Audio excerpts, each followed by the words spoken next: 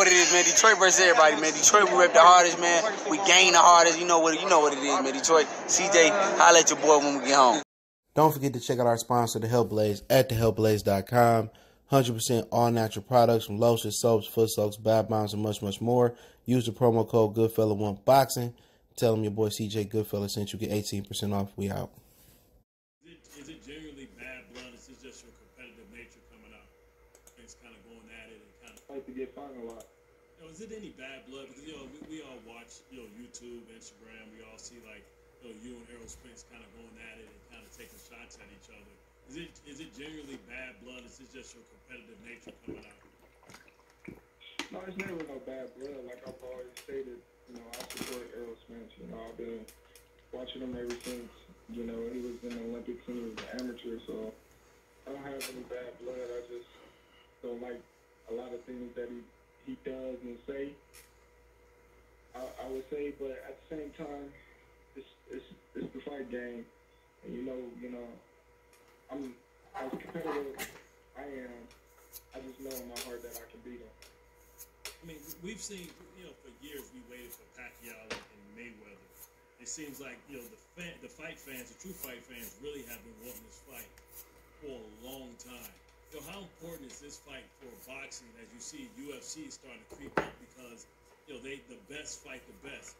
And when this division and this sport was at its height, it was when Hagler fought Hearns, when Hearns fought Duran, when Sugar Ray fought, Tommy. Like, how do we get back to that where we can stop all the bureaucracy and get the best fighters fighting each other, where we can have the definitive champion? I think the fighters gotta take over the game. The promoters, they like to fight in-house because they get 100% of the revenue, and a lot of promoters don't want to share with another promoter if they don't have to. So I feel like the fighters gotta basically demand these type of fights, whether the promoter or advisor or manager feel that it's a great fight or like it or not. The fighters gotta want to fight the best. All right, that was Bud Crawford. Hopefully the audio was all right, man. It was a little bit low on the audio side, but appreciate you guys for tapping in. Appreciate you for sharing the videos, thumbs up the videos, thumbs down the videos. But he basically spoke on basically Spence basically talking shit about him and saying, respecting him. He basically said he likes Spence and he likes support Spence as the amateurs, but he don't like some of the shit he do or say. And a lot of us don't. All right, a lot of us don't like a lot of stuff that he say, but a lot of, boxing has always been, let's not act like it's just became a fanboy sport. That's why they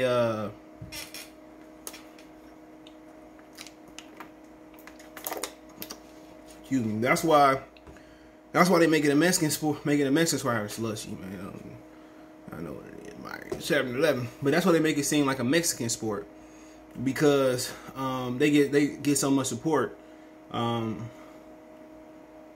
at the same time, it was in a fanboy sport. That's why Chavez was able to get away with what he got away with. Rocky Marciano, who else you had? Sugar Ray Leonard was able to get away with what the fuck he wanted to get away with. Some of the most Canelo. So that's just a sport. And if you're on the wrong side of the pendulum, and you think about it, how many dark American fighters have been in the position of Sugar Ray Leonard? Not Brown, dark. Wilder, Crawford, Clarissa Shields. How many people been in that position? Maybe Sugar Ray Robinson, but I don't know if he caught. But how many dark-skinned Americans? It's tough. Even the dark Cubans, it's tough. The brown, all Cubans is tough for it. So, I mean Crawford, he's just in a position of like Floyd was. Floyd made a decision, and people want to get mad at Floyd's decision. Floyd made a decision. He said, you know what? I'm not gonna be the crown one, but let me wear the black hat. Let me do what Deion Sanders with wrestlers did. Let me wear a persona. And he became the heel. He became the villain, and he started making money. And people didn't watch him fight though, because his fighting style. They watched him fight to get shut up.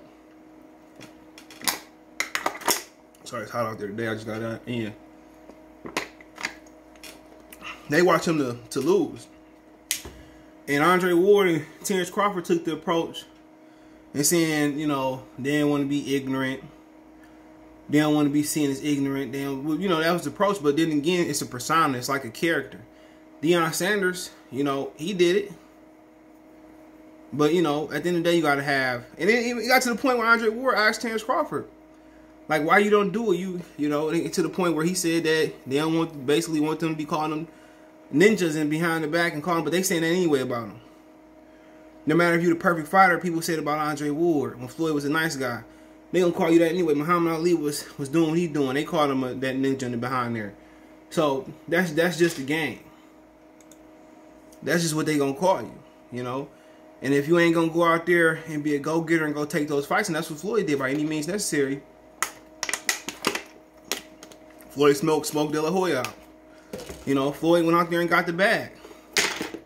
You know, and that's what it's about. But then again, closed mouth don't get fed. You know, one thing Bob was right. Crawford don't market himself outside his fights.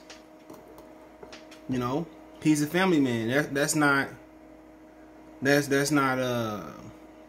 must see TV. But in the end of the day, his kid's gonna know. His father, I was watching Jimmy Johnson do his he did his Hall of Fame enshrinement speech yesterday. He said he never seen his sons play because of coaching. So he said he never seen him play. And he said that's one of his biggest regrets. But no, honestly, man. Honestly, you gotta call him a pussy. You gotta do a lot of stuff to get him out of character. But I mean, if he said what Bomac said, this fight probably be fucking made. Bomac called him a dope fiend. What do you call him? A crackhead. Bomac called him everything under the sun, man. But you know, if it ain't coming for Crawford, it ain't gonna matter. If Bomac was the fighter with this mouthpiece, this fight would have been made. Spence would have had to come out. It's kind of what Mr. T did. You know, what was his name in Rocky 3? I forget what it was. Clubber Lang. Ooh, you told your wife you want to know what it been with a real man. Come to my hotel. That's what you got to do, bro. But like I said, you know, they think it's going to be ignorant. They're going to call them ninjas and all that. They call you niggas that anyway. As soon as you turn your back, ghetto hoe, you know, they saying all that shit about you. Why I might as well get paid while doing it. But, hit the blood twice in Westmead Switch Lane. Vergil Ortiz denies the rumor he dug Terence Crawford. He said, if you're lying, say something. Said I said something. If there's something, if you're just lying about something, what I did, turning down the fight, which I never did, then I gotta say something. Ortiz told Fight Hub, they're making me look bad. They're out here trying to make me look bad for whatever reason. It's a lie. I gotta clear. It's true. He turned down Bud Crawford. It wasn't him. Oscar De La Hoya turned it down. So technically, he's right. So Roberto Diaz, matchmaker for Golden Boy, quickly came to Ortiz defense, shooting back at critics. Let me be clear, Vergil Ortiz never turned down anyone anytime. On the contrary, he wants all the smoke and then some. He's ready. When his time is right, the time comes, he will fight. When the time, look at tell how they snitch on themselves. When the time is right, the time comes. Come on, man. At the end of the day, Oscar De La Hoya and Roberto Diaz and them turned that fight down. Bud Crawford was trying to fight any and everybody. They called over there, and Oscar De La Hoya said that they didn't want to fight. That's the simple. He didn't turn it down. Oscar De La Hoya turned it down. Oscar De La Hoya turned it down. So that was just my opinion. That's just what it is. Like I said, he didn't turn it down. So he didn't turn it down. It wasn't on him. But Oscar didn't think he ran in. Also with Ryan Garcia, they turned down a lot of fights about Ryan Garcia. Ryan Garcia. They got to cover Ryan Garcia because he don't want to fight nobody. No mental health. That boy just don't want to fight nobody. But I mean, that is what it is. But Vergil Ortiz, he didn't turn down. Oscar did. So everybody talking about Vergil Ortiz, he not ready for that type of fight. He got fucking punished. So it ain't no rush. They want Ortiz and Ennis to jump up in the mix when dudes been there for 3, 5, 10, 12 years, and Thurman and Porter and Crawford and Spence, and they ain't fought nobody. And they ain't fought each other. For the most part. All of them ain't fought. So it's just about perfecting your craft and come to a breaking point or boiling point. And then you gotta jump in there and clean them old foods up. Then you gotta do that. But hey, let me know what you guys think. Thumbs up the video, share the video, subscribe to the channel. It's the best way to donate to the channel. Shout out to Vinny Ochoa for donating. Cash App, CJGood313. Venmo, CJGood313. PayPal link in the description. Don't forget you can find me on Twitter, Facebook, Instagram, Facebook group. All links are there in the description. If you want to advertise to the channel, video request, chop it up. Appreciate the love, support. One time for the one time. Peace. Hey you, yeah, I'm talking to you. You right there watching this video, waiting for this live stream to start, or just watching the membership video, man, and why you should join the membership. Let's talk about it real quick, expeditiously. We got the 3 levels. You got the rookie level, you got loyalty badges, you got custom emoji badges, and you have members on the live stream. As we get more people flowing in to join the membership, I have members only live chat. That means everybody can see the video that want to see the video, but only members will be able to chat. That's $3. That's a rookie. The All-Star, you get personal shout outs before the videos, maybe after the video, mostly likely before the videos. You give a priority to reply in the chat. So as soon as I see you, I reply before anybody else. Get early access to pretty much all my non-boxing videos there. $10 a month. Then we got the boxing pound for pound superstar for all my boxing boys and gals out there. Get early access to prediction and most of our boxing content, virtual video collaborations, and open debate. So, you know, if you want to pre-record or go live and debate me for a whole video, you got early access to new videos, some of the videos in the All-Star as well too, and priority reply in the comments. So I see in the comments, you get priority reply. No, instantly that's $20 a month. So let me know what you guys think. Don't have a Patreon no more, so here's where you're gonna get some of that exclusive content I used to have on the Patreon. Peace.